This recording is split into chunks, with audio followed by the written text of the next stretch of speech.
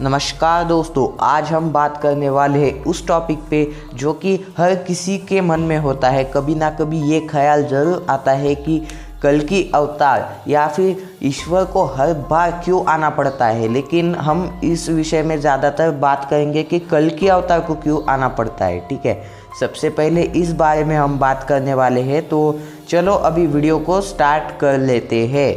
तो आपको जैसे कि पता ही होगा कि जब जब इंसान अपनी राह भटकता है तब तक भगवान को अवतरित होकर आना ही पड़ता है, चाहे कुछ भी हो।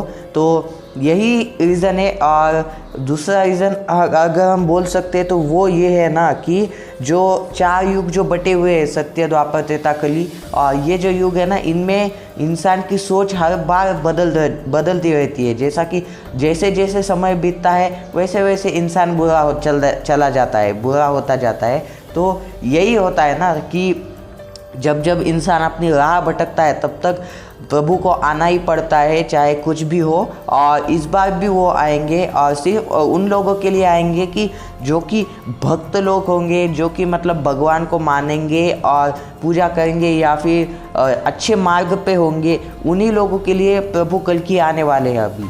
और वैसे हम उनके लिए क्या क्या कर सकते हैं। बहुत सारे लोग ये भी बोलेंगे कि यार वो तो अपना काम करके चले भी जाएंगे, लेकिन उनको आने की ही क्या ज़रूरत है। वो तो प्रभु है, वो ऊपर रह के भी सब कर सकते हैं, मतलब ऊपर से भी दुनिया को हैंडल कर सकते हैं। ये सब सत्य है दोस्तों कि वो ऊपर से भी हैंडल कर सकते हैं सिचुएशन को।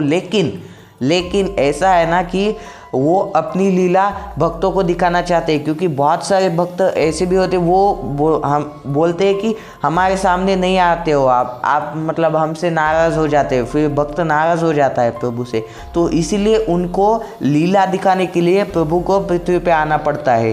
वैसे तो आने का यही रीज़न है। और अगर हम बोले, क्योंकि क्या है ना, राक्षस भी इस मतलब युग में होते हैं, जैसे कलयुग में क्रोध वगैरह, और बहुत सारे कली पुरुष तो आपको पता ही होगा। तो ये बहुत सारे राक्षस हमारे बीच में घूम रहे हैं, और ये कोई और नहीं है, आप लोगों के बीच में जो होते हैं ना, जो रिलेटिव्स वगैरह होते हैं, जो मतलब रिश्ता ख़राब करने के लिए आते हैं और चिल्लाते हैं ज़्यादातर, मतलब लॉजिक वाली बात नहीं करते, और वो मतलब फिर आपको गलत साबित करते। कुछ भी हो, आप गलत ही हो ऐसा ही बोलेंगे, वो आपका कॉन्फिडेंस कभी बढ़ाएंगे ही नहीं। तो ऐसे लोग जो होते हैं ना, वो भी कहीं ना कहीं कली पुरुष के प्रभाव में आ जाते हैं, और इसीलिए भगवान को हर बार अवतरित होना पड़ता है। और जैसे जैसे युग बीतता है ना, जैसे कि सत्य युग, त्रेता युग, द्वापर युग और कलयुग, ये चारों युग जब बीतते हैं तब कली का प्रभाव बढ़ता है।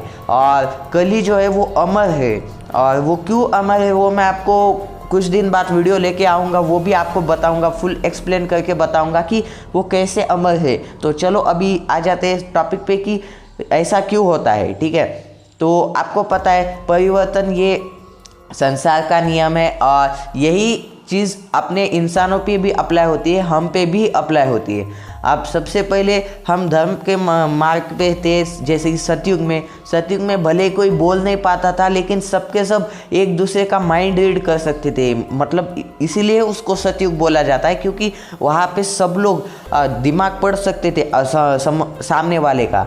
ठीक है, तो इसलिए उसको सतयुग बोलते हैं। और फिर बाद में क्या हुआ, जब जैसे ही युग बीता और त्रेता युग आया, तो थोड़ा सा मतलब डाउनफॉल हो गया इंसानों में, और इंसान थोड़ा सा पैसों के बारे में भी सोचने लगा। थोड़ा सा, उतना नहीं, लेकिन आज के समय से तो काफ़ी ज़्यादा बढ़िया था।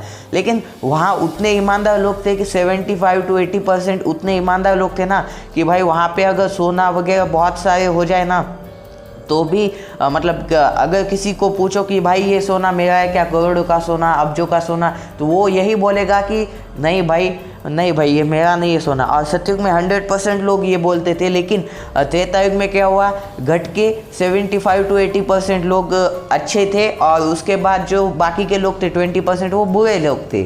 फिर उसके बाद वैसा ही हुआ, और 50 to 60% लोग द्वापर युग में अच्छे थे और बुरे, यानी कि ऐसा समझ लो एक इंसान अच्छा और एक इंसान बुरा, आप ये समझ सकते हो, यानी कि बुराई की मात्रा बढ़ गई। और उसके बाद आया कलयुग।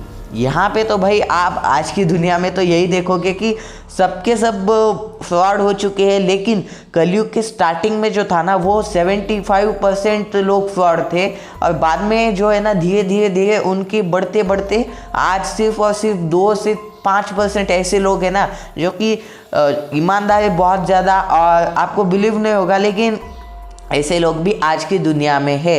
और ये आंकड़ा अभी 100% तक ना बढ़े, इसलिए भगवान कल्कि को आना पड़ रहा है धरती पे अवतार लेके। और भगवान कल्कि और कोई नहीं है, वो विष्णु जी के अवतार है। और विष्णु जी आपको पता है कि जो आप ये बोल सकते हो, आपको अगर मैं सिंपल भाषा में समझाऊँ ना तो ब्रह्मा जी है वो राइटर है और विष्णु जी है वो डायरेक्टर है। यानी कि जो काम हमसे करवाना चाहते हैं विष्णु जी वो करवा ही लेते हैं, और ब्रह्मा जी को जो हमारे जीवन में लिखना होता है वो लिख देते हैं। अभी उसको कोई नहीं बदल सकता। वैसे ही आप अगर बोलते हो ना कि भाग्य मैं बदल दूंगा, ऐसा कर दूंगा, वैसा कर दूंगा, वो जो है ना वो ब्रह्मा जी ने खुद आपके जीवन में लिखा हुआ है कि आप ऐसा बोलोगे और ऐसा करोगे, तो वैसा कोई नहीं होता। उन्होंने ऑलरेडी आपका जीवन भी लिख दिया है, मेरा जीवन भी लिख दिया है, और भी कई महान पुरुष या फिर जो मतलब कली के प्रभाव में आ चुके उनका जीवन भी उन्होंने लिख दिया है।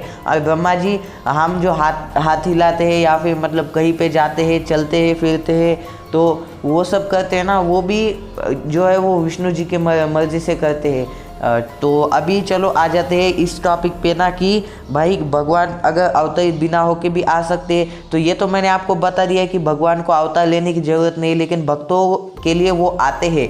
लेकिन अभी हम ये बात करेंगे कि भगवान कल्कि आएंगे कब तक, क्योंकि यार काफ़ी सारे लोगों को है ना वो अभी भी मालिका पे ऊपर डाउट हो रहा है। और अगर आपको हो रहा है ना कि भाई कुछ लोग ये बोलेंगे कि यार थर्ड वर्ल्ड वॉर तो अभी स्टार्ट होना चाहिए, लेकिन मालिका में ऐसा नहीं लिखा है। अच्युतानंद दास जी ने ये लिखा है ना कि 2023 लिखा है, ठीक है। और ऐसा नहीं कि यार सिर्फ 2023 ही हो सकता है। वो क्या है ना, उनकी भाषा जो है ना वो बहुत मतलब ज़्यादा डिफ़िकल्ट है समझने के लिए। आप ऐसा बोल सकते हो कि उन्होंने ना पहले में सारी की सारी भविष्यवाणी कर रखी है, तो इसीलिए थोड़ा सा मुश्किल हो जाता है हमें पहचानने के लिए। और इसी कलयुग का अंत करने के लिए एक भगवान कल्कि जो है वो आए हैं और हमारे बीच रह रही है, और मतलब रह रहे हैं। और उनका नाम ना उन्होंने भगवान कल्कि ने उनका नाम कुछ और ही है, वो मुझे अभी तो पता नहीं है, लेकिन मैं रिसर्च करके आपको भी बता दूंगा वो क्या नाम है। उनकी जगह तो मुझे पता है, संबलग्राम जगह है, लेकिन वो ऐसी जगह है ना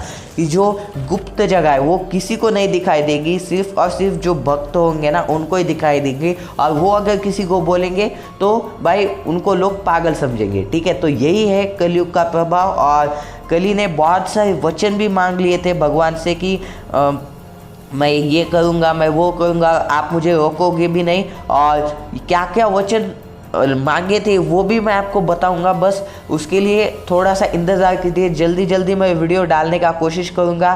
तो ठीक है, आज के वीडियो में हमने जाना कि भगवान को क्यों अवतरित होना पड़ता है बार बार, और अगर इंसान अपनी गलतियां सुधार ले तो भगवान को आने की ज़रूरत नहीं है धरती पे। तो लेकिन ऐसा कभी होगा नहीं, क्योंकि इंसान जो है वो परिवर्तन करता रहता है खुद को। तो चलो अभी एंड कर लेते हैं, और चलो जाते जाते यही बोलना चाहूँगा कि वीडियो पसंद आई तो लाइक शेयर सब्सक्राइब करो, और कमेंट में लिखना ना भूलो जय श्री कल्कि। तो तब तक के लिए बाय बाय और जय श्री कल्कि।